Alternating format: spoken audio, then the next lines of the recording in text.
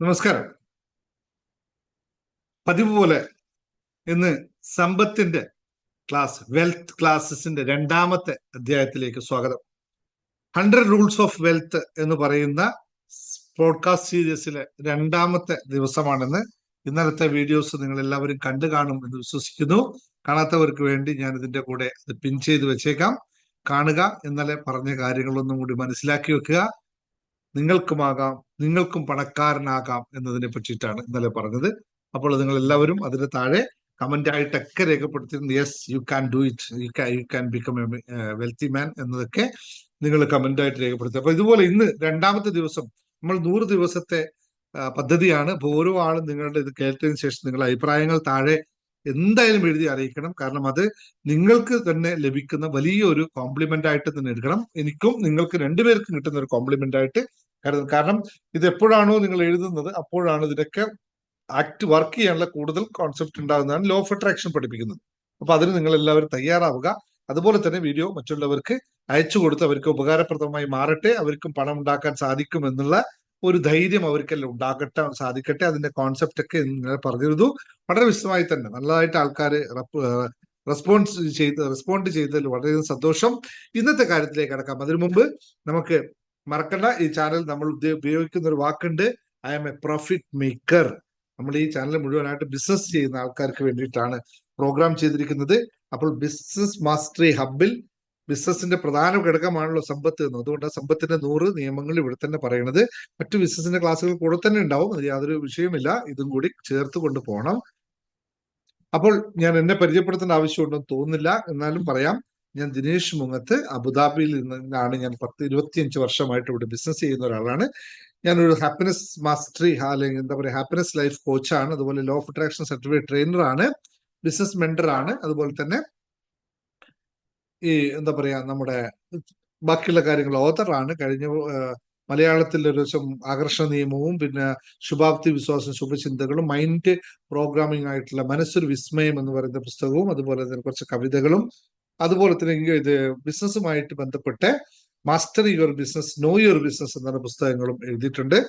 പിന്നെ നമ്മുടെ അഫർമേഷൻസ് മലയാളത്തിൽ ഒരു പുസ്തകമുണ്ട്, അഫർമേഷൻ ജീവിത വിജയത്തിന്. പിന്നെ ലോ ഓഫ് അട്രാക്ഷൻ ആകർഷണ നിയമം ജീവിത വിജയത്തിന്. ഇതൊക്കെ എന്റെ പുസ്തകങ്ങളാണ്. കൂടുതൽ വിവരങ്ങളൊക്കെ നിങ്ങൾ കൂടുതൽ സമയങ്ങളിൽ മനസ്സിലാവും. പിന്നെ കൂടുതൽ എന്നെ പറ്റി വിശദീകരിക്കാനില്ല. ഞാൻ നിങ്ങളുടെ മുമ്പിൽ ഈ കാണുന്ന ഞാനാണ് ഞാൻ എന്ന രീതിയിൽ മാത്രമാണ് എനിക്ക് പറയാനുള്ളത്. ബാക്കി എല്ലാവർക്കും പുതുതായിട്ട് എന്നെ കാണുന്നവർക്ക് നമസ്കാരം. അതുപോലെ സമ്പത്തിനെ പറ്റി തന്നെ നമുക്ക് ക്ലാസ്സിലേക്ക് കടക്കാം. അപ്പോൾ ഓൾറെഡി എഴുതിക്കോളൂ, താഴെ അഫർമേഷൻ ആയിട്ട് താഴെ എഴുതിക്കോളൂ, I am a profit maker എന്നുള്ളത് ആക്കുക, മനസ്സിലാക്കുക. എന്നിട്ട് നമുക്ക് ഇന്നത്തെ സെഷനിൽ കിടക്കാം. സമ്പത്തിന്റെ നിയമങ്ങൾ. റൂൾ നമ്പർ 2, എന്താണ് നിങ്ങൾക്ക് സമ്പത്ത്? യഥാർത്ഥത്തിൽ എന്താണ്? ഞാനിത് സംസാരിക്കുന്നത് based on the rules of wealth എന്ന് പറയുന്ന റിച്ചാർഡ് ടംബ്ലറുടെ പ്രശസ്തമായ എന്നെ ഭയങ്കര ഇൻഫ്ലുവൻസ് ചെയ്തൊരു പുസ്തകമാണ്. അതിനെ ബേസ് ചെയ്താണ് സംസാരിക്കുന്നത്. ഇൻഫ്ലുവൻസ് ചെയ്തു എന്ന് പറഞ്ഞു കഴിഞ്ഞാൽ ഞാനിത് വാങ്ങിച്ചിട്ട് ഏകദേശം ഒരു 10 വർഷത്തിൽ കൂടുതലായിട്ടുണ്ടാവും. 15 വർഷത്തിൽ കൂടുതലായിട്ടുണ്ടാവും തോന്നുന്നു. പക്ഷെ കൃത്യമായി വായിച്ചത് അടുത്ത കാലത്താണ്. ഭയങ്കര അതിനൊരു സമയം ഉണ്ടെന്ന് പറയില്ല. അതുപോലെ ഇപ്പോഴാണ് പൂർണ്ണമായി വായിച്ചപ്പോൾ വളരെ എനിക്ക് വളരെ ഹെൽപ്ഫുൾ ആയി തോന്നി. അപ്പൊ അതിനെ മലയാളീകരിച്ചുകൊണ്ട് നിങ്ങൾക്ക് മനസ്സിലാക്കുന്ന രീതിയിൽ പറഞ്ഞു തരിക ചെയ്യുന്നത്. നോക്കാം എങ്ങനെ ഇരിക്കുന്നത്. അപ്പൊ എന്താണ് നിങ്ങൾക്ക് സമ്പത്ത്? നിങ്ങൾക്കൊന്ന് എഴുതാമോ? താഴെ നിങ്ങൾ കമന്റ് ആയിട്ട് എഴുതുക. What is your wealth means എന്താണ്? നിങ്ങൾക്ക് സമ്പത്ത് എങ്ങനെയാണ് നിർവചിക്കേണ്ടത് എന്ന് മനസ്സിലാക്കുക. നിങ്ങൾ സമ്പത്ത് നേടണമെങ്കിൽ മുൻകൂട്ടി അത് മനസ്സിലാക്കണം. ഇതാണ് എന്റെ സമ്പത്ത് എന്നുള്ളത്. അതായത് നിങ്ങൾക്ക് സമ്പത്ത് നേടണമെങ്കിൽ മുൻകൂട്ടി തയ്യാറെടുക്കേണ്ടതുണ്ട്. ധനികർ ഇതിനെ സ്ഥിരമായി പ്രയോഗിച്ചിരുന്നു. അവർക്ക് സമ്പത്ത് എന്താണെന്ന് വ്യക്തമായി അറിയാം എന്നുള്ളതാണ് ഇതിന്റെ പ്രാധാന്യം. അപ്പോൾ എന്താണ് നിങ്ങൾ സമ്പത്ത് എന്തായത്? സ്വത്താണോ, പണമാണോ, അല്ലെങ്കിൽ പ്രശസ്തിയാണോ, മറ്റെന്തെങ്കിലാണോ എന്ന് കൃത്യമായി മനസ്സിലാക്കുക. എനിക്കൊരു പണ്ട് ഞാൻ ബിസിനസ് തുടങ്ങിയ സമയത്ത് എൻ്റെ കൂടെ ഒരു സുഹൃത്തുണ്ടായിരുന്നു. പണക്കാരനായ ഒരു സുഹൃത്താണ്. അപ്പോ ബിസിനസ് തുടങ്ങിയപ്പോൾ അദ്ദേഹം എപ്പോഴും പറയുക എന്താന്ന് വെച്ചാൽ, ഒരു കോഴിക്കോടുകാരനാണ്. പുള്ളി എന്നോട് പറഞ്ഞു, പണമൊക്കെ സമ്പാദിക്കുക എന്നത് ജീവിതം നന്നായിരിക്കുക എന്ന അർത്ഥമല്ല, പണം ജീവിതത്തിന്റെ ഭാഗമാക്കുന്ന ഒരു കാര്യം മാത്രമാണെന്ന് എന്നോട് പറഞ്ഞു, ഞാനും അവനൊക്കെ ഒന്നിച്ച് ബിസിനസ് ചെയ്യാൻ. അപ്പൊ അവൻ പറഞ്ഞിങ്ങനെ, പണം ഉണ്ടാക്കുന്നതൊന്നും അല്ല വലിയ വിഷയം, പണം ജീവിതത്തിന്റെ ഭാഗമാക്കി നമ്മൾ നിലനിർത്തുക എന്ന് പറയുന്നത്. കുറച്ച് റിച്ചായ ഫാമിലിയിൽ നിന്ന് ആണ് വരുന്നത്.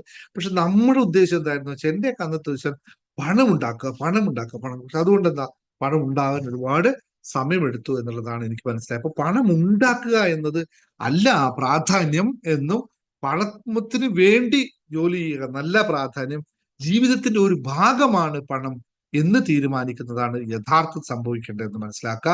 നമ്മുടെ ജീവിതത്തിന്റെ ഭാഗത്തിന്റെ ഒരു ഭാഗം മാത്രമാണ്, ഒരു ഘടകം മാത്രമാണ് പണമെന്ന സമ്പത്ത് എന്ന് പറയുന്നത്. പണം എന്നാണ് സമ്പത്ത്.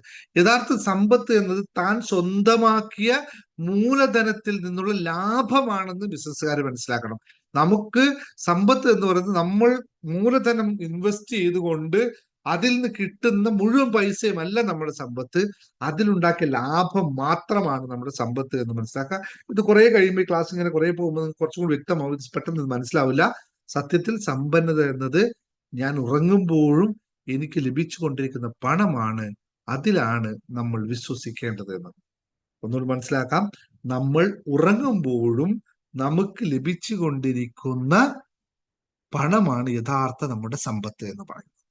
നിങ്ങൾ ചെയ്യുന്ന പ്രവർത്തനത്തിൽ കിട്ടുന്ന പാരിതോഷികം മാത്രമായിട്ട് സമ്പത്തിനെ കാണാതെ, നമ്മളുടെ പണം നമുക്ക് വേണ്ടി പണിയെടുക്കുന്ന അവസ്ഥയിലേക്ക് കൊണ്ടുവരണമെന്നാണ് പറഞ്ഞതിനകത്ത്. അതായത് സമ്പത്ത് വെറും ജോലിയിൽ നിന്നുള്ള വരുമാനമല്ല, നിങ്ങൾ ഭക്ഷണം കഴിക്കുമ്പോഴും ഉറങ്ങുമ്പോഴും ലഭിക്കുന്ന ജീവിതത്തിന്റെ ഭാഗമായ ഒരു അനന്തമായ സ്രോതസ്സാണ് സമ്പത്ത് എന്ന് തിരിച്ചറിയുക.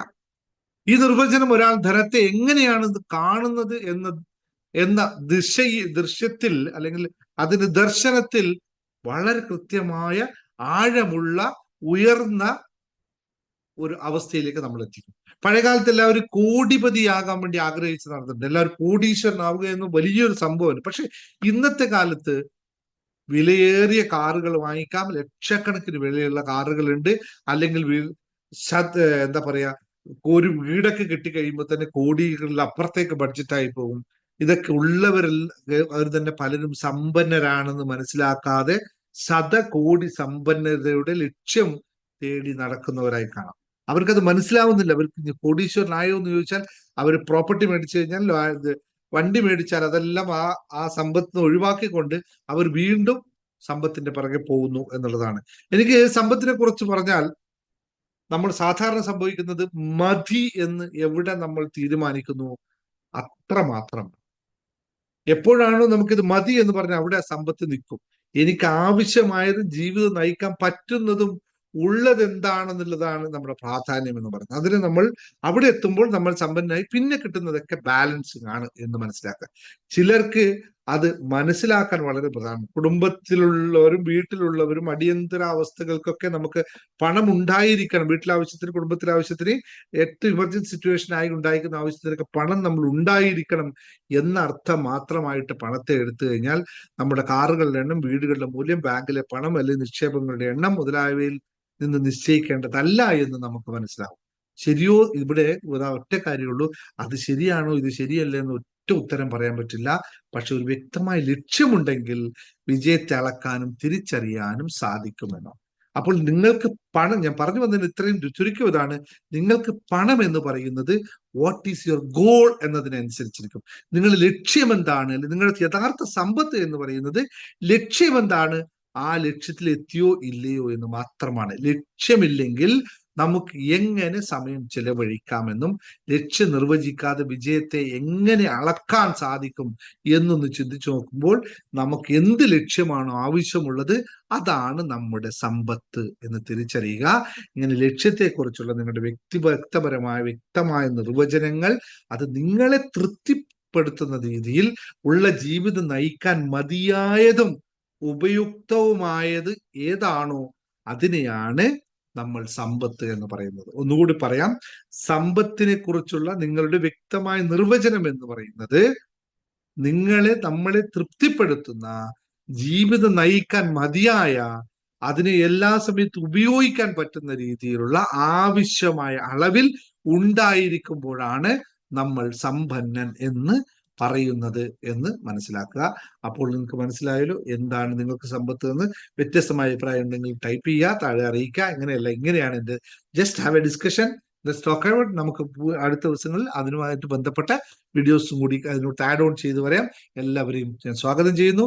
അപ്പോൾ നിങ്ങൾക്ക് സമ്പത്ത് എന്താണെന്ന് വീണ്ടും ചോദിച്ചുകൊണ്ട് എന്താണ് നിങ്ങൾക്ക് സമ്പത്ത് എന്നുള്ള ചോദ്യം വീണ്ടും നിങ്ങളിലേക്ക് തന്നെ അർപ്പിച്ചുകൊണ്ട് Dinesh Mukundan signing off today. Thank you very much. Okay, thank you. Wonderful.